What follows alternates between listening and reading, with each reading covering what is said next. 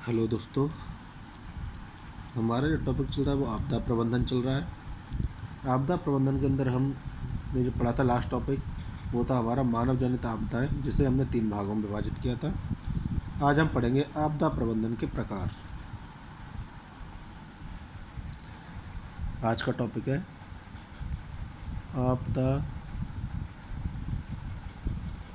प्रबंधन के प्रकार।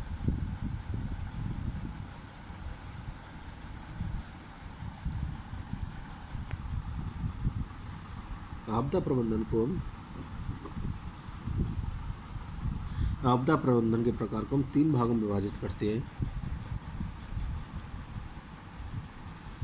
जिसमें सबसे पहला है आपदाओं से पूर्व प्रबंधन। आपदाओं से पूर्व प्रबंधन। दूसरा है आपदाओं के दौरान प्रबंधन।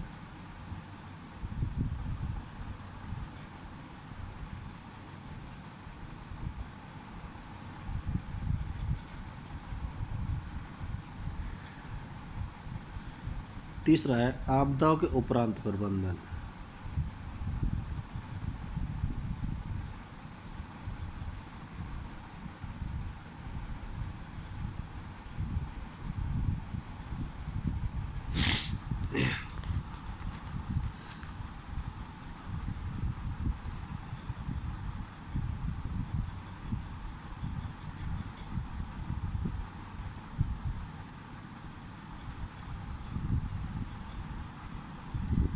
इसके बाद आता है आपदा प्रबंधन के घटक कौन कौन से हैं, जिसमें सबसे पहला होता है तैयारी।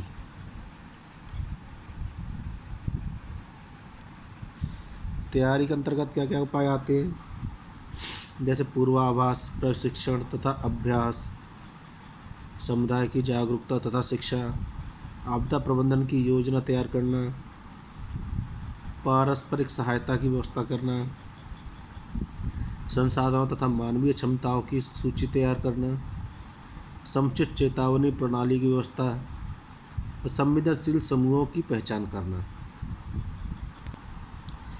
ये तो होती है हमारी तैयारी के अंतर्गत। इसमें दूसरा बिंदु आता है, वो आता है प्रत्युत्तर राहत।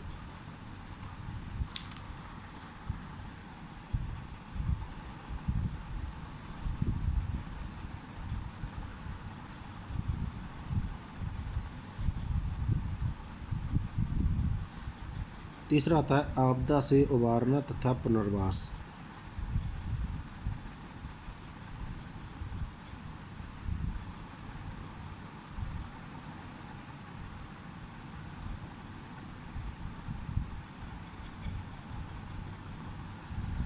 और चौथा बिंदु आता है इसके अंतर्गत आपदा के खतरे को रोकना,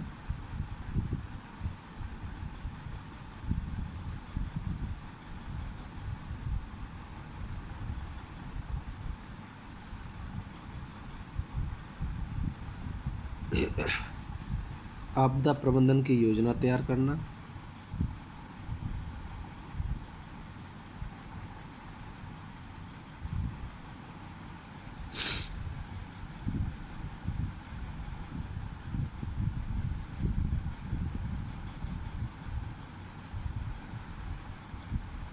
तथा आपदा के प्रभाव को कम करना।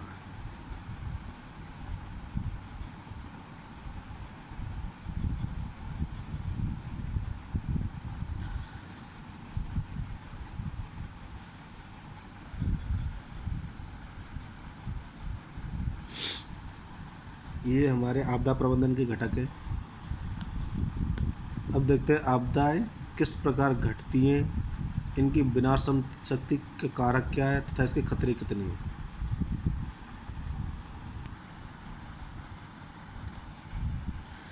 तो इसके लिए सबसे पहले हम बांटेंगे आपदाओं का वर्गीकरण।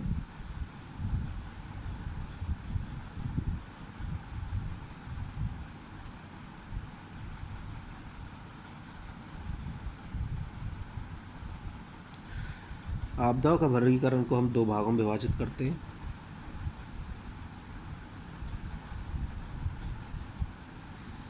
कौन सी? उत्पत्ति के आधार पर वर्गीकरण,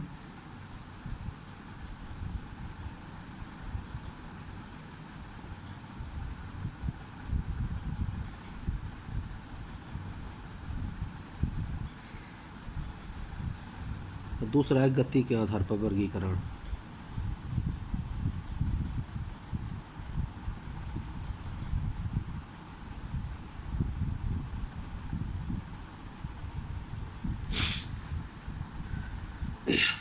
उत्पत्ति के आधार पर वर्गीकरण को हम दो भागों में विभाजित करते हैं। कौन सा? पहला प्राकृतिक आपदाएं,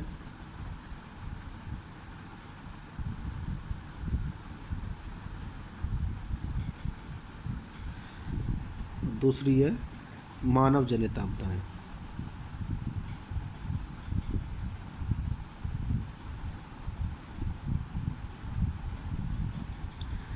गति के आधार पर जो वर्गीकरण है वो भी हमारा दो भागों में विभाजित है।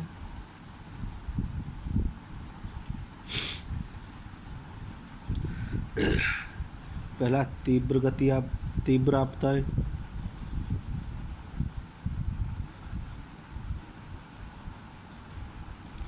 दूसरा धीमी आपदाएं।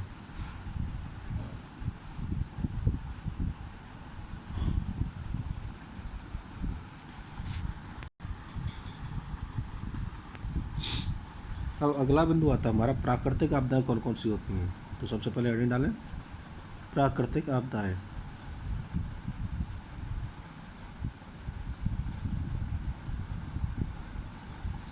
प्राकृतिक आपदाएं कौन सी होती हैं? जैसे भूकंप है,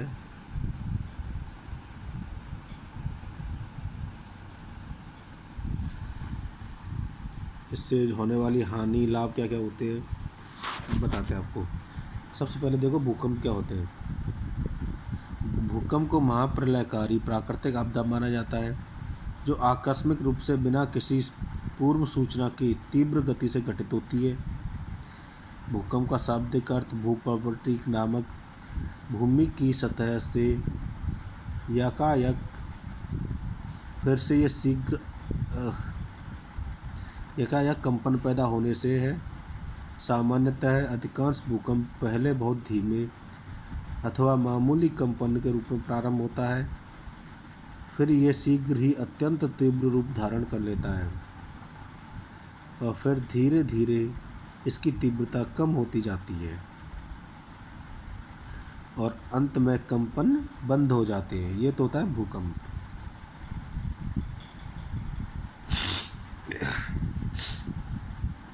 दूसरा कि भूकंप आते क्यों हैं। पृथ्वी की ऊपरी परत तक पूरी धरती 12 टेक्टोनिक प्लेटों में बटी हुई है। ये टेक्टोनिक प्लेट नामक खंड अर्धद्रवित चट्टान जो कि मेटल के नाम से भी जानी जाती है।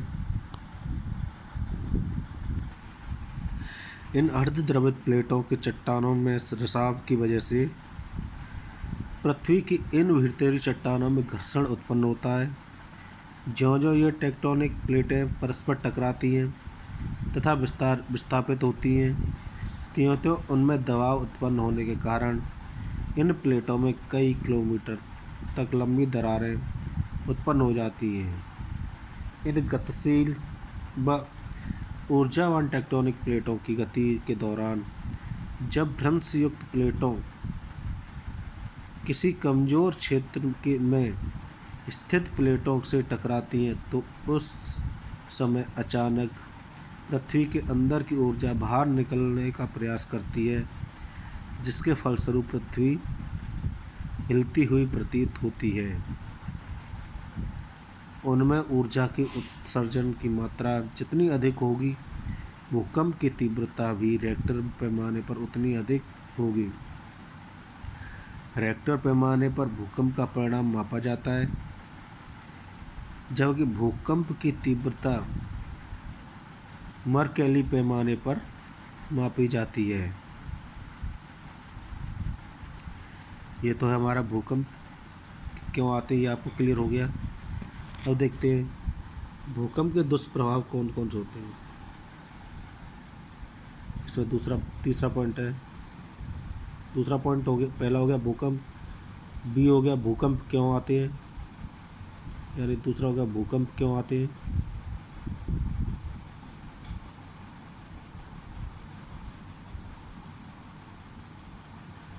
तीसरा है भूकंप की विनाश शक्ति के दुष्प्रभाव।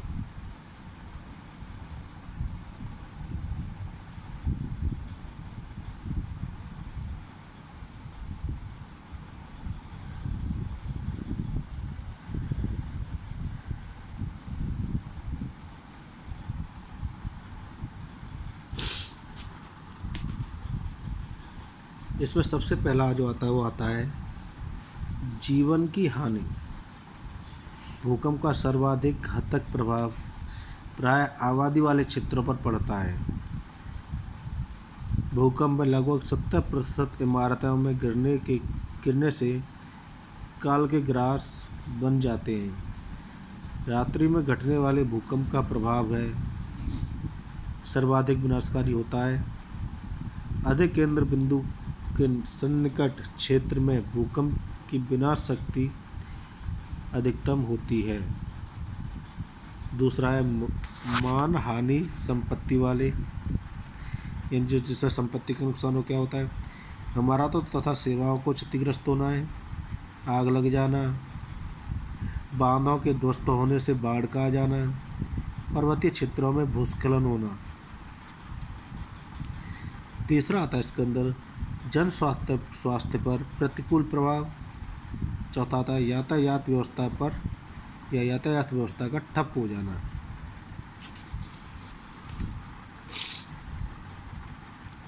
पांचवा आता है विद्युत आपूर्ति एवं संचार प्रणाली का कुछ प्रभावित होना, जल आपूर्ति तथा जल वितरण प्रणाली बंद होना, ज्वारीय तरंगे से तटवर्ती क्षेत्रों में तबाही। ये हमारे होते हैं भूकंप की विनाश शक्ति के कारण। भूकंप के अंदर अगला बिंदु आता है हमारा, अगला बिंदु जो वो क्या है, भूकंप विनाशकारी होने की परिस्थिति क्या होती है। भूकंप विनाशकारी होने की परिस्थिति।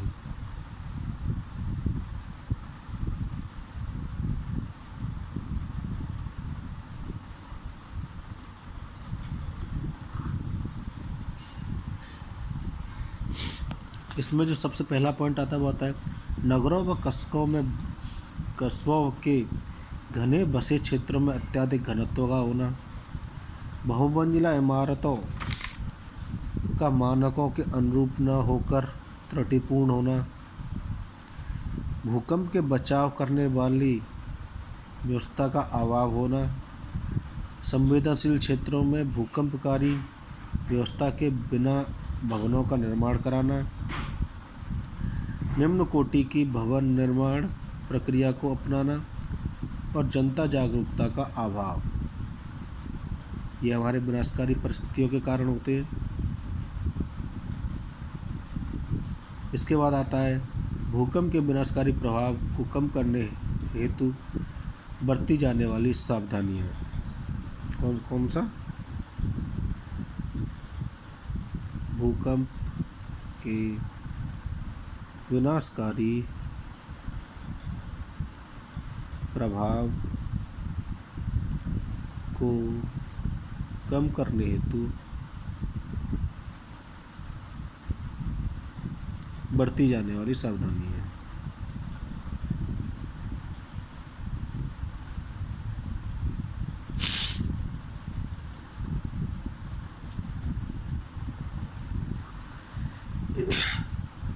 इसे हम मुख्य रूप से 3 भागों में विभाजित करते हैं। कौन कौन सी? एक है भूकंप आने से पूर्व बरती जाने वाली सावधानी,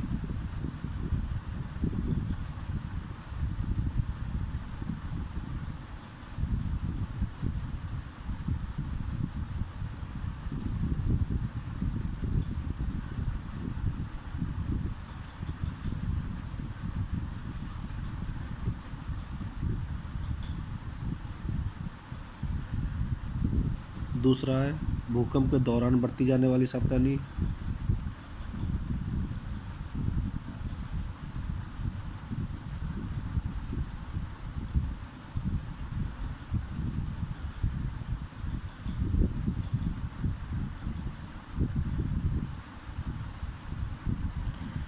और तीसरा है भूकंप के बाद बरती जाने वाली सावधानी।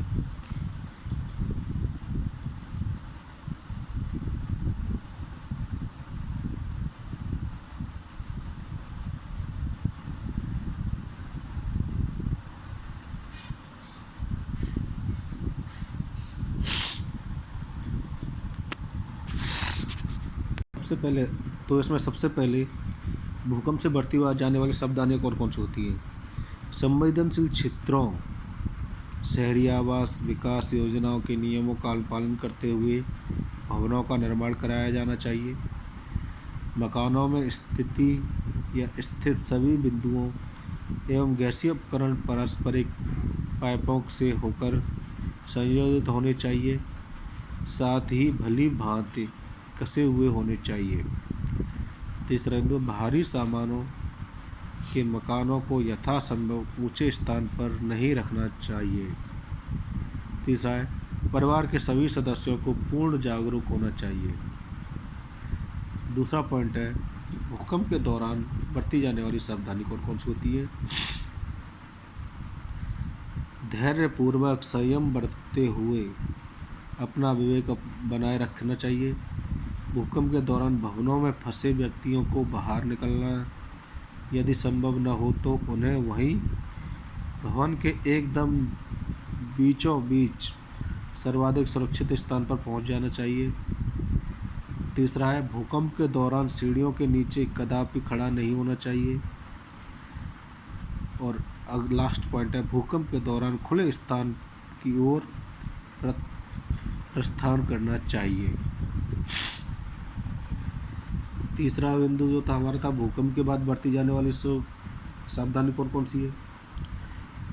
प्राधिकारियों के निर्देशों का सदैव पालन करना चाहिए। विशेषकर आग से जले हुए या पाइपों के फटने से जख्मी व्यक्ति को सर्वप्रथम प्राथमिक उपचार किया जाना चाहिए। भूकंप के तुरंत बाद कदापि क्षतिग्रस्त भवनों के समीप नहीं जाना चाहिए। आपातकालीन मंडलों तथा रेडियो के नज़दीक रखना चाहिए। इस तरह से हमारा भूकंप समाप्त हुआ। अगला टॉपिक हमारा बाढ़ है। मिलते हैं दूसरी वीडियो में नए टॉपिक के साथ।